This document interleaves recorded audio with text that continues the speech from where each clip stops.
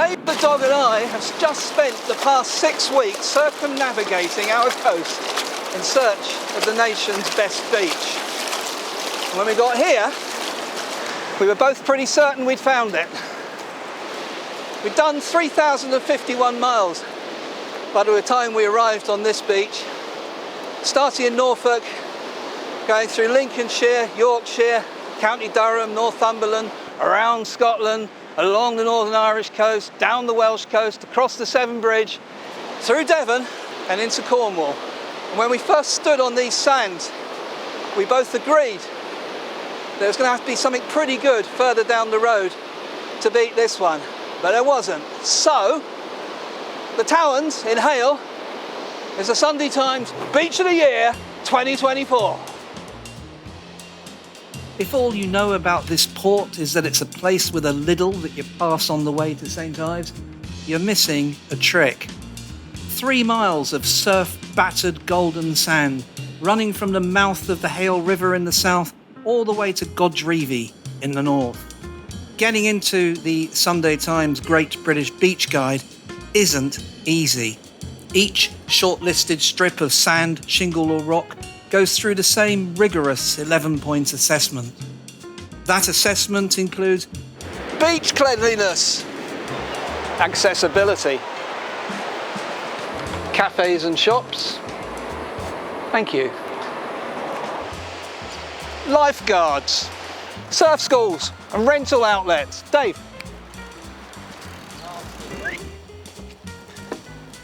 Car parking, the vibe, the aesthetic.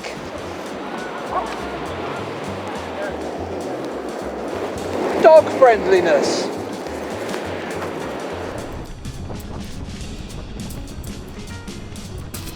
Toilet provision. But the most important item on my checklist is bathing water quality. And we all know that's getting worse. In 2023, just 417 of the 643 designated bathing waters in the UK were rated as excellent. That's just 64%. That puts us a long way behind the EU, where 84% were rated as excellent. In fact, if the UK's results were included in the EU rankings, we'd be 27th on a list of 30. That said, the water at the Towans, like every other designated bathing beach in the guide, is rated excellent, so no worries there. Towan is the Cornish word for dune, and until the mid-19th century, these mountains of sand stood above mines sunk for copper, lead and silver. Back then, Hayle was a powerhouse of the Industrial Revolution. Dozens of furnaces lined the banks of the river, and the town's engineers developed the first screw propeller for ships, the first railway engine, and arguably the first motor car, right here. In 1887, the National Explosives Company built a dynamite factory in the dunes. An explosion in 1904 broke windows in St Ives, 3 miles across the bay, and, it's said, was heard as far away as Bodmin. The 19th century appetite for destruction became a 20th century passion for conservation when the Towans was designated a site of special scientific interest. That kept the developers away, and that's why this beach has survived as nature intended. The Towans are so vast that they've been split into 6 sections. Gwythian Towan is the most popular stretch. Its wide, dune-backed sands offer a benign playground for families and a launch pad for the surf schools who come to ride the gentle summer swells. Continue north and Godrevy is more dramatic. Its sand barricaded by 150 million-year-old rocks that still hold traces of the ores for which the dunes were mined. On the far side of the headland, you'll find the seal colony at Mutton Cove. Head south from Gwythian and through the tidal rock canyon called Sheep Dips, past cliffs riddled with caves, and you come to the vastness of Upton Towans, popular with kite surfers. Next is Mexico Towans, but why Mexico? When the mining industry collapsed in the 19th century, Cornish miners took their superior tech to work the Mexican silver pits. Visit the town of Mineral de Montes, 66 miles northeast of Mexico City, and you'll find their graves in the cemetery, their cuisine in the bakeries. Even now, more pasties than burritos are consumed in Mineral de Montes.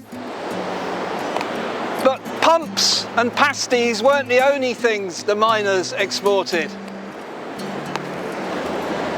Yep, Cornishmen introduced football to Mexico.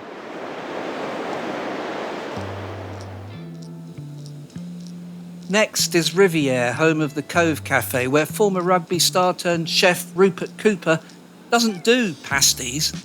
Well, so the Cove Cafe's been here for kind of 100 years plus now. It's kind of been part and parcel of the Towans and everything you see in front of you. So yeah, cups of tea, china on the beach, and buckets and spades. And when did you move in? So I got the keys 3rd of May last year, so 23. And so yeah, it's been a pretty bit of a roller coaster 12 months, but prior to that, I'd had my eye on it for 7-8 years. The Cove Cafe and the Towns especially, lots of walkers and dog walkers as well.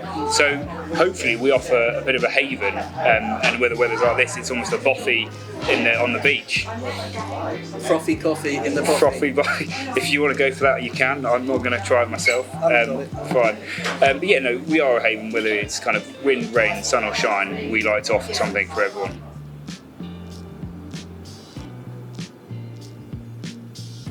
And all the best beaches have their own brewery. The St Ives Brewery at the back of Hayle has its own tap room and takeaway. If it hadn't been for the buffer zone provided by the nature reserve, you can bet that this prime seaside real estate would be built over by now. As it happens though, most accommodation is on the landward side of the dunes. A 2-bedroom chalet on the St Ives Beach Resort at Upton Towans costs from around £750 a week in August. A family tent pitch on the Churchtown Farm campsite is £38 per night in high season. There are some seafront accommodation options though. The best is 3 Mile Beach. A collection of 15 luxury beach houses and 4 brand new so-called beach shacks.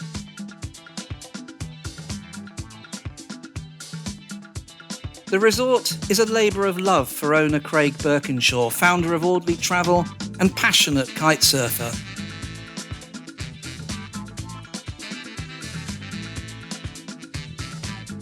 He's turned a row of derelict chalets into a rock and roll beach resort with cocktails, gourmet grazing and all the rich boys' toys.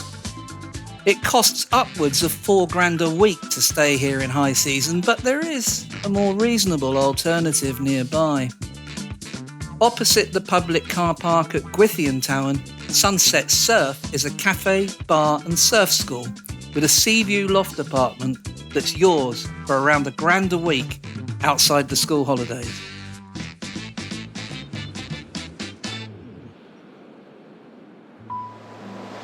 This has been my 16th circumnavigation of the British and Northern Irish coasts.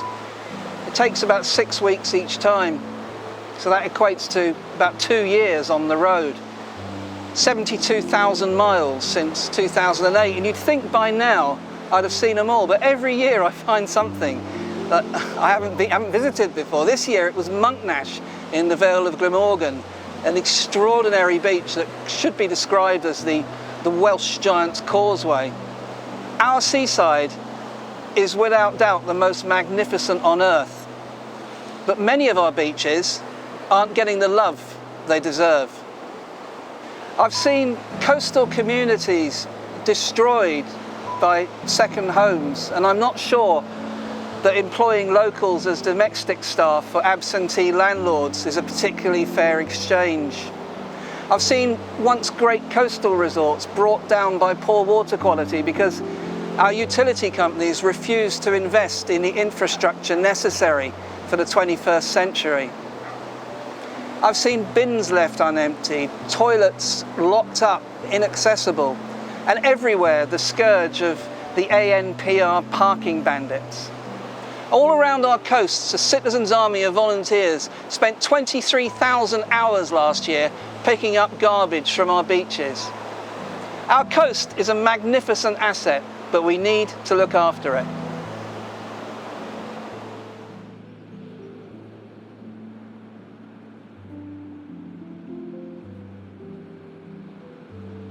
The Towans isn't just one of the most beautiful beaches in the UK. It's also one of the greatest stretches of sand on the planet, but you don't have to take my word for it, because I asked the locals what they think.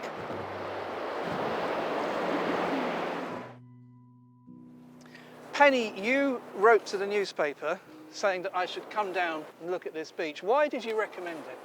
I did. I wrote to the newspaper and recommended this beach because it's got an amazing expanse of sand and light, and I think growing up here I've got lots of happy memories and fond memories of coming here with my family, both to play in the rock pools but also learning to surf with my dad. The Towans has such a versatility of kind of what on offer. You've got the dunes, you've got the slopes, you've got the beaches, you've got the rock pools. There really is a whole mystery of the place as well, and it stretches 3 miles. So you've got plenty to see and do, and it's a real kind of, it's an oasis more than anything. It's the surf. Like, I've surfed my whole life, and I spend as much time, surfing in that area from Gadrivi, like down towards, Hayle River mouth and so on. So yeah, I love spending time down on that beach. Endless walks in the dunes, adventuring in the sea, surfing, kayaking, swimming, and of course the most jaw-dropping sunsets. Sometimes you've got to pinch yourself to believe this place is really real. It's just a place of extraordinary beauty, but completely natural beauty. You come here and you just feel better straight away. It's inspiring. All the health and well-being you need is here. Come and join us. Also dog friendly.